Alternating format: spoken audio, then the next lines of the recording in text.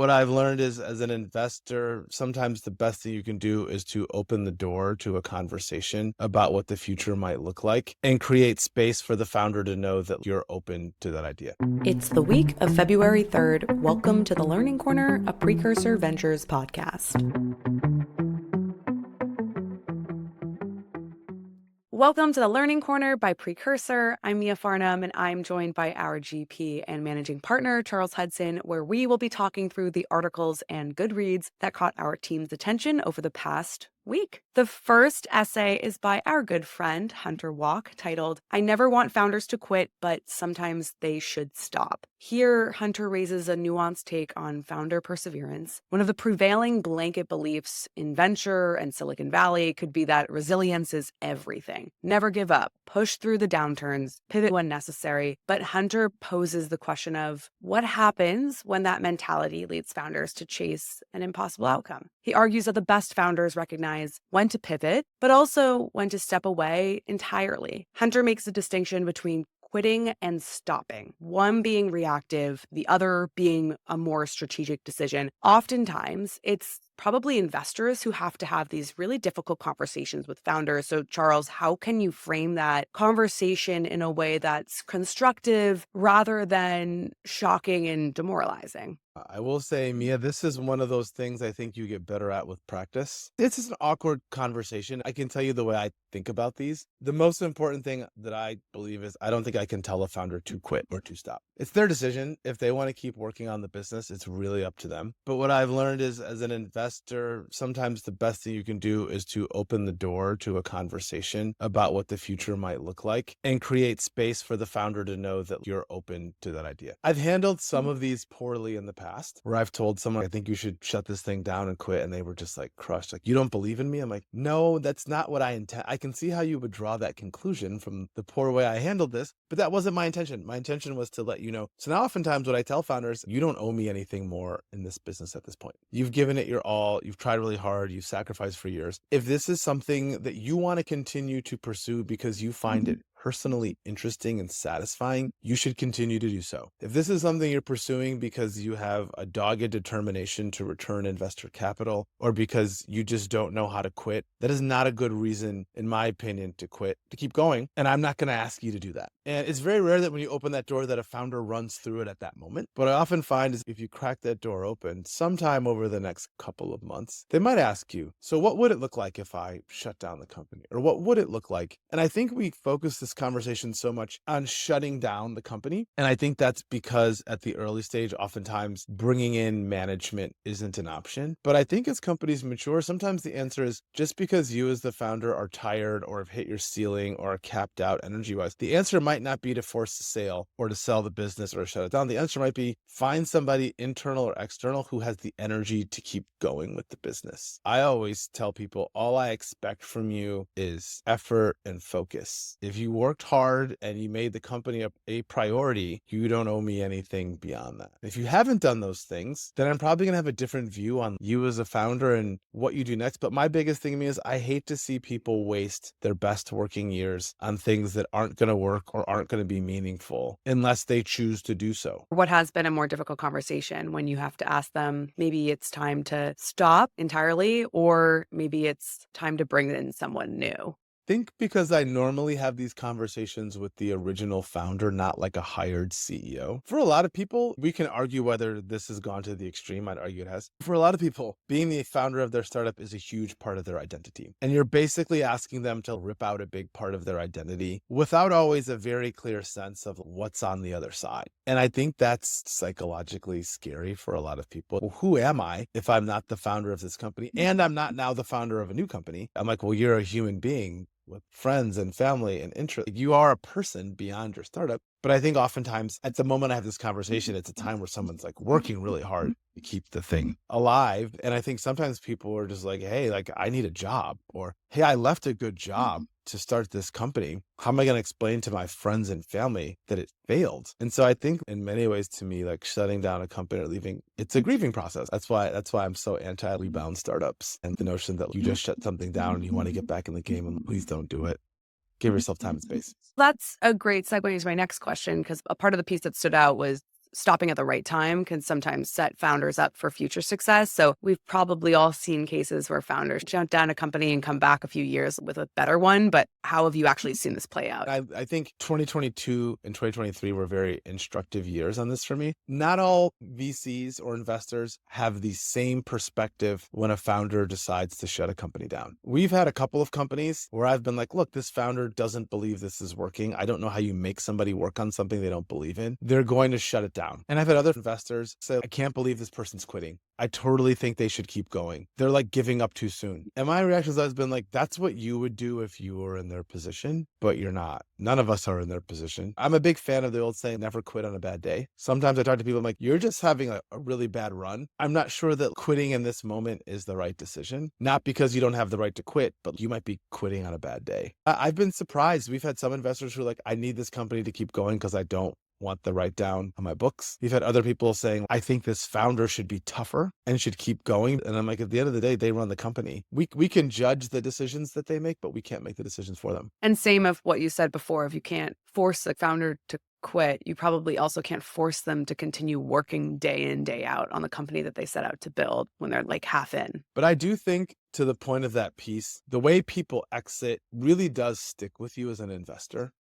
Whether they wound the company down properly and were able to get you all the documentation you need for audit.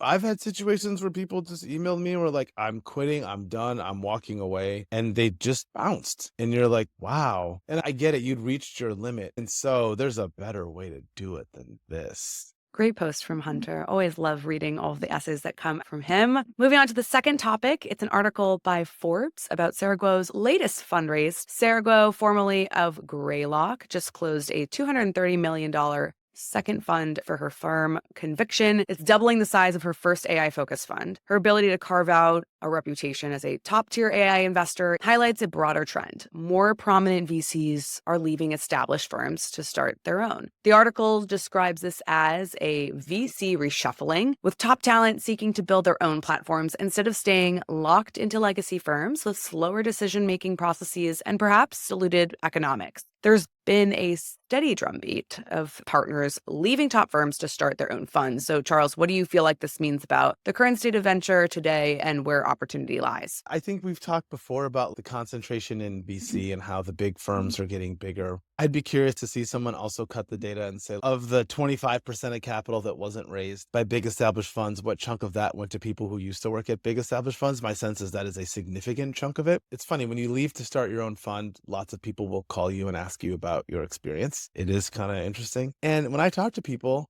a lot of it, I think, is people are leaving for good reasons. There's something that they want to see in the world that they feel like doesn't exist, and they feel like they can't will that thing into existence at their current firm. And if you think about a lot of these big firms, a lot of them have a very visible prime working age leadership in charge of those firms. So if you're an up and comer, and I don't know the specifics of everybody's carry split and pay and manage, there's a lot of things that are unknowable as an outsider. What I do know is that in most venture firms, the people at the very top have a disproportionate amount of both economic control and simply operational control over how the firm operates. And if you're someone who believes in your own ability and thinks you are a good investor, the natural tendency is at some point to say, am I better off staying here and trying to become the person who's leading this firm? Or am I better off striking out on my own? And I think some of this is economic. It is people saying, look, I have a teeny amount of carry here and I don't have any management company participation and I don't have any control over how this firm is working. If I could raise enough money, I could have much more say and control over how the firm is run. And I think a lot of the people I've talked to, that's their motivation. It's a desire to build something that better reflects who they are and their values. And they want to really control essentially the UI of the firm, Mia, more. And it's as much about the money as it is about control. And I think part of the reason we're going to continue to see an acceleration in this trend, in my opinion, is we did sort of emerging manager 1.0, which was mostly people who were new to venture, people like me who were spinning out of like smaller firms. And I think right now we're in a climate where when I talk to a lot of LPs, backing a GP who's spinning out of a well-known platform, maybe even a platform where you are already an investor, feels much safer than one of 100 random, from your point of view as an LP, emerging manager people who were maybe a successful angel or an operator or spinning out of a family office. Like the person who was at X name, brand name firm feels like a safe bet you could get through committee. Sarah even acknowledged when she started, she got a lot of questions around is success that you're going to have based on the platform that you had at your prior fund. She said, second fund, that question came up a lot less. I know you're involved in Screen Door and LP of multiple funds. Also, what are the things that LP should consider when they look at types of emerging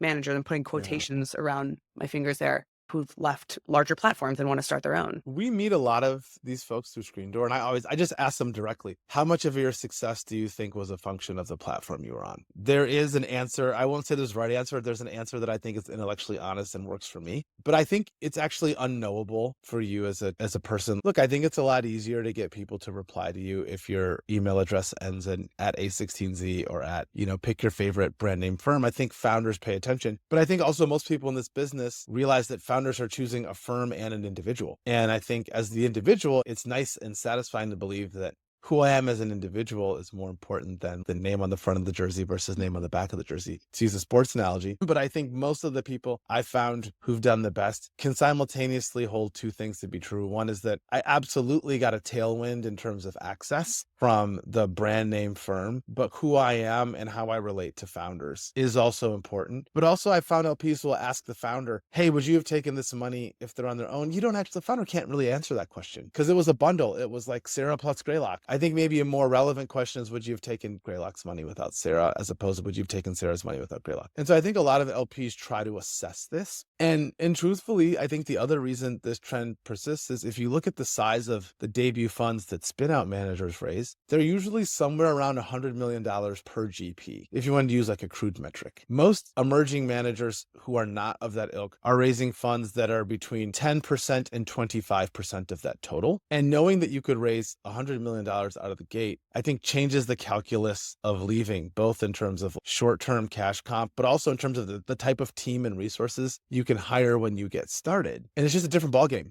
And is that just based on LPs making the assumption that you don't need to have the $10 million pilot fund? Like, we're happy to give you the 100, to just skip all of that. I also think when you've been operating at the scale of billions, operating at 100 million feels small. When I talk to my friends who are spinning out, the idea of leaving and starting a $50 million fund, like you just wouldn't do it. You just stay. You'd stay and figure out how to be happy. So there's some like minimum threshold amount of money.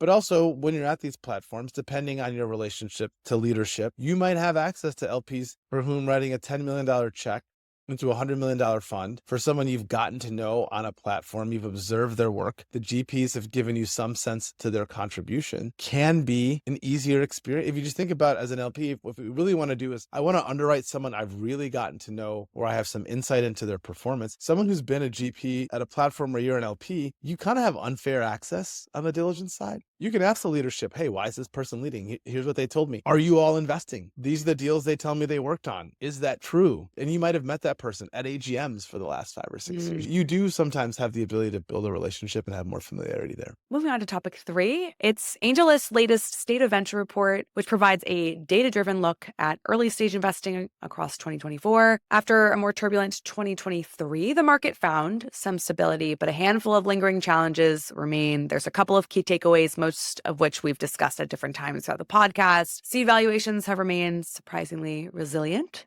They're standing around a median seed round valuation at 20 million pre, which is actually back to nearly the 2022 highs. VC performance still continues to be stagnant. So funds from 2021 to 2023 vintages are relatively underperforming. Again, things we've talked about, but squeezed by higher entry valuations and a lower rate of markups over time. And then a new one, AI dominates deal flow. So through AngelList specifically, a third of deals at the seed stage now fall into the AI category, far outpacing previous tech cycles like fintech and crypto.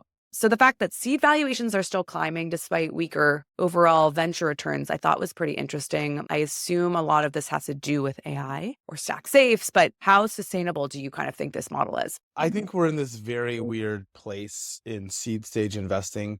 Some things feel kind of like boil the frog. And I feel like this elongated seed process is we're very close to actually boiling the frog. I think it was one thing when seed was a 2-year journey and then seed was a 3-year journey. And now I would say it's becoming more like a 4 to 5-year journey, at least from what I've seen in our portfolio. It can be a 4 to 5-year journey where there are 3 financings, all of which you will hold on your books at cost for 5 years. You'll do the first one at cost, and then you'll do 2 more safes at cost, and you will end up with, and if it's a good company, you might end up concentrating dollars into a company and getting essentially no credit for whatever bump in valuation you're seeing from those safes, which means your reported performance as a seed fund will be muted. And I think this is becoming one of the hardest things, particularly for emerging managers, is how do you talk about performance in a world with very few markups? Because in most cases, a new safe, unless you have more liberal valuation policies, a safe at a higher cap isn't a markup. It isn't something that's going to show up in your performance until it converts. And also remember, the losses, though, will show up sooner. We've talked about this a ton internally. You end up in this dynamic